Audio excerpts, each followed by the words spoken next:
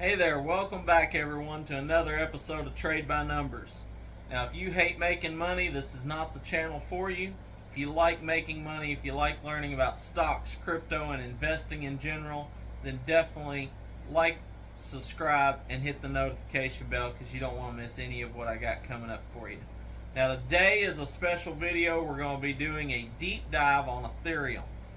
Now, if you own any Ethereum or you've been thinking about buying Ethereum, you're going to want to stick around and see this video. We're going to be talking about where I see the price targets being over the next 30 months, as well as some near-term price action and some shocking revelations of what could be to come. So definitely stick around with me. Let's get into it. I hope you're having a fantastic weekend. I'm just in here chilling on the couch. It's about 100 degrees outside and I'm just relaxing in the air conditioning.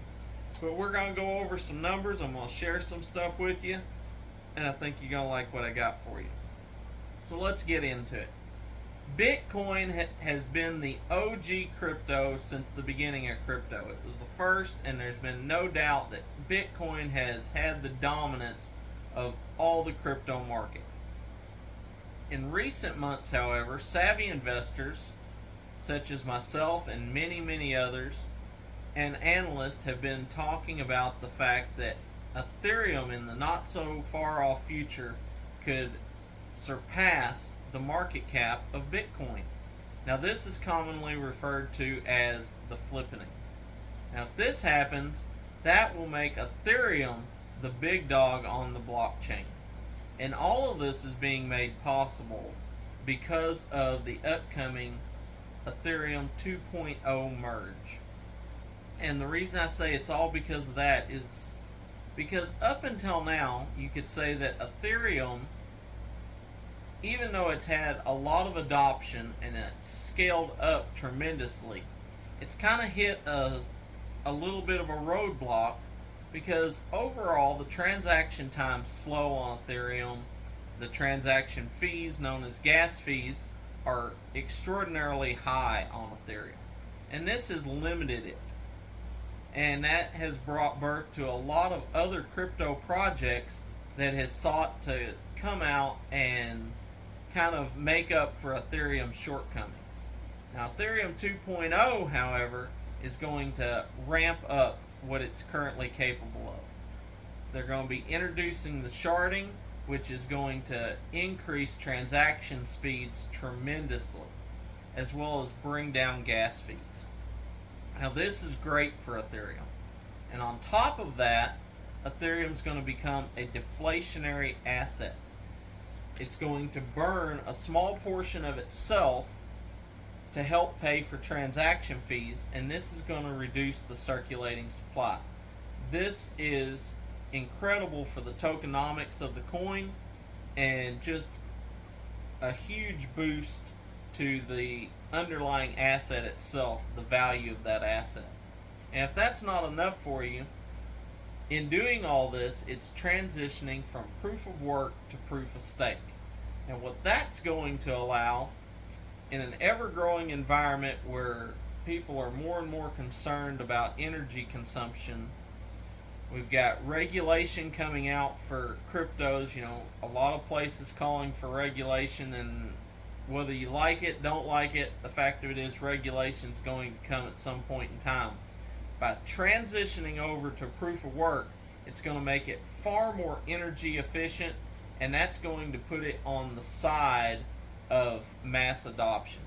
It's going to make it easier for people to accept, as well as easier for it to gain favor with these commissions that's going to be regulating. So I think that is huge for Ethereum, and part of why I see the price target in the not so far off future going way up. So let's talk about that. Where do I see Ethereum over the next 30 months? Now, that's a pretty narrow timeline, and I see Ethereum climbing from where we're at up to the 10K very easily. I think most people that's kind of researched Ethereum, I think 10K is a pretty conservative number of where I see Ethereum going by 2025. the Ethereum 2.0 comes out, everything goes well, it becomes deflationary, it becomes cheaper to use, it becomes faster, you know, EI, bigger, better, faster, just all around, it's going to increase the value. And as that value increases, I think 10K is a pretty conservative number. And when you think about that, that is well over a 600% increase from the current price of Ethereum. Now, it would be pretty hard for anyone to go out and look at a blue chip stock that's going to produce 600% returns. Now, you've got the traditional institutions out there that like to throw FUD at it and say, but it's crypto, it's volatile, there's a lot of risk involved. And I want to counter that argument by saying that the brightest minds we have coming out of colleges and all now, they all want to work on the blockchain. Why do they want to work on the blockchain? Because they want to be a part of the next frontier. They want to be a part of the development that is driving new innovation. And Ethereum has the most developers of any other blockchain related project out there. In fact, Ethereum alone has as many developers as pretty much every other blockchain out there.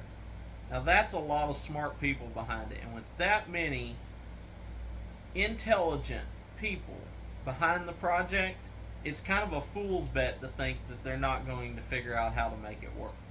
So I definitely believe that the project's going to work. I definitely believe that the project's going to go through, which is why, and I'm not a financial advisor, you have to do what's right for you. But when you're looking at risk-reward ratio, Ethereum's got to be right at the top of my list as far as a safe play, in my opinion, for the amount of reward that there is.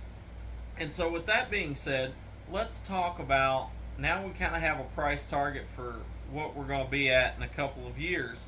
What is the near-term move if we're looking to trade it? Because I have Ethereum that I'm accumulating to hold long-term. If you're looking long-term and you're asking me, Josiah, what is a good level to invest at? And I would say anything under the $2,000 a coin is a great price for Ethereum. I've been dollar cost averaging into Ethereum ever since it dropped below 2,000.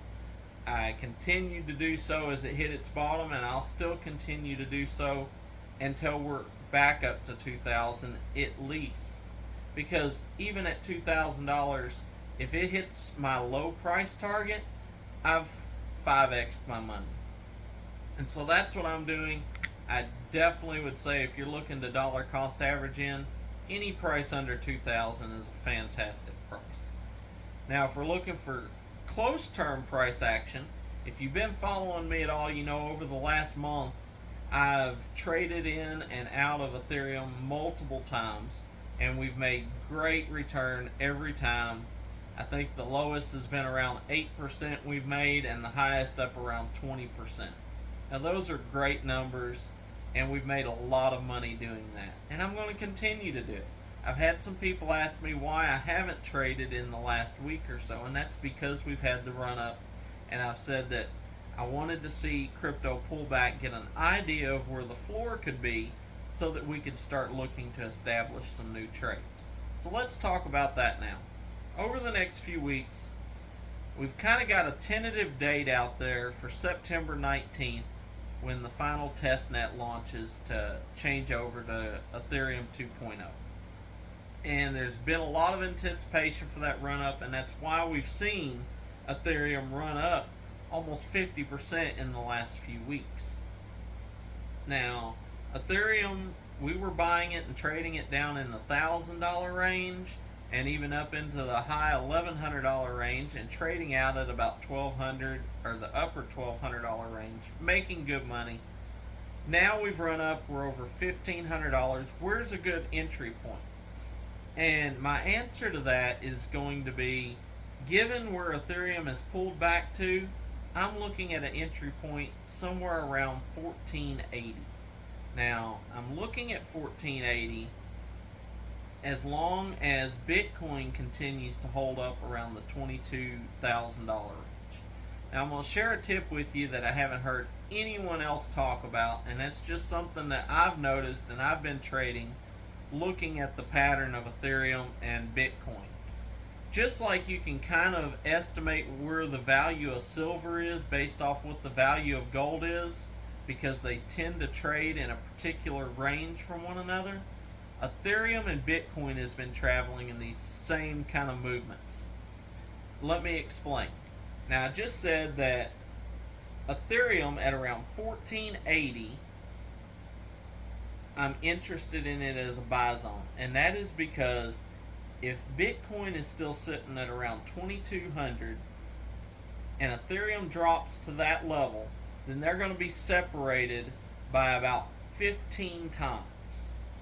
Now, whenever Ethereum runs up, it tends to run up and close that gap because it tends to outpace Bitcoin and close that gap to about 14 times.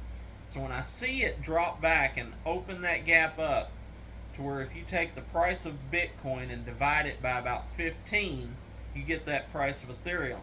Now, Bitcoin currently at around 22,000, you divide that by 15, 22.2 is where it was sitting at when I was doing my calculations. You divide that by 15 and you get 1480. That's also about where we've seen it drop to. We've seen it drop just about 1460 as a low when we had that pullback, which makes 1480 a really nice first position point for me. Now, if Bitcoin was to break down lower, then I would reevaluate where my entry point was for Ethereum. Like I said, even when we were buying a few weeks back, I like to look at the price of Bitcoin and divide that between 15 and 16 when I'm looking for that gap to spread and looking for a good entry point.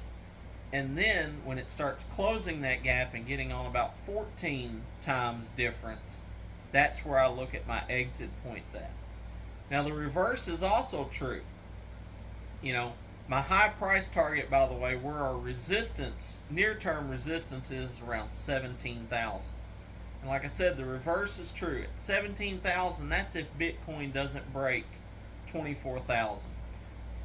Now, if Bitcoin breaks out, my man over at BitBoy, or Ben over at BitBoy, should I say, sorry about butchering that for you, buddy, but my man over at BitBoy Crypto, Ben made a great case for why Bitcoin in this particular run could push up around the 28,000 mark. Now, if Bitcoin pushes up to about 28,000, using that same metric I just gave you at about a 14 times difference, that brings the resistance line of Ethereum up to about $2,000. So that's where I could see it going if Bitcoin was to break up around 28,000. Now, if it's up there, then we're going to be looking at entry points somewhere in the high 1800 range, because that would be it separating back down to that 15, 16 time level. So just keep an eye on that. Check that out for yourself. See if you think that works. It's applied well for me, and I've made a lot of money kind of using that calculation.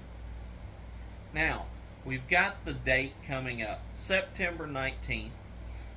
And I want to play you out a scenario real quick. Let's say September 19th comes along, the Ethereum 2.0 merge rolls out, everything goes perfect, becomes a deflationary asset, bigger, better, faster Ethereum, that raises the value, and it starts to run up. It runs up while Bitcoin, who's still the OG, is asleep on the porch during this crypto winter. It runs up, Bitcoin's still laying around, the rest of the crypto market's not really doing anything, and Ethereum's going to have a hard time kind of keeping that run up, and then it's going to have a pullback. Now, let's say that September 19th rolls around, and instead of it launching, it gets delayed again. And it gets delayed on out November, December of this year, and then it launches. Everything goes well. some people out there, me included, I'm calling for a shorter crypto winter than a lot of people. I've said that come around December, we could see the accumulation phase of the next bull market start.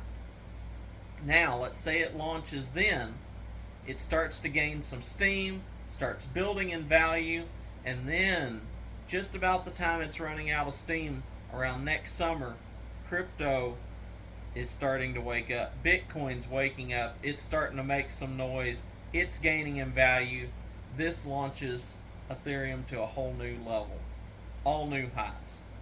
Now, the reason I say this is a lot of people, if that date gets pushed back, is going to say, oh no, there's something wrong. And I'm going to look at it as a buying opportunity. Because again, we done established that they got some of the brightest minds working on this project. I'm not expecting that they can't solve the problem. What I'm thinking is it's just good marketing. Now that's wholly my theory. I haven't heard anyone else talk about that. I'm saying it because if I was head of marketing, it might be what I would do. It just allows it not to get held back by Bitcoin. It could get that steam, it could have a run up, and then Bitcoin could start to run up and push it up even higher. I'm not saying it's going to happen. I don't have a crystal ball. However, if it does happen, remember you heard it on here first. So, that's some stuff to look at about Ethereum. Check that out. Use those numbers to help calculate past performance rather than just looking at the Ethereum chart. You can look at that, compare that to Bitcoin, use those numbers and see if that hasn't proved some past performance, and see if that doesn't work in your trading. So other than that, if you don't have a trading platform, go down to the link below, download the Webull. They're going to give you 6 free stocks just for putting in $1. That's huge. Don't leave free money on the table. And as you know, I don't have a Patreon, I don't have a course or anything. The only thing I'll ever encourage you to invest in is yourself. The best way you can do that is go to the link below and get Audible. Start getting yourself some audiobooks, start increasing your knowledge.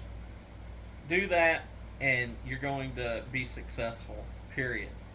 So, until next time, catch me on the next video, and remember, be blessed, never trade with your emotions, always trade by the numbers.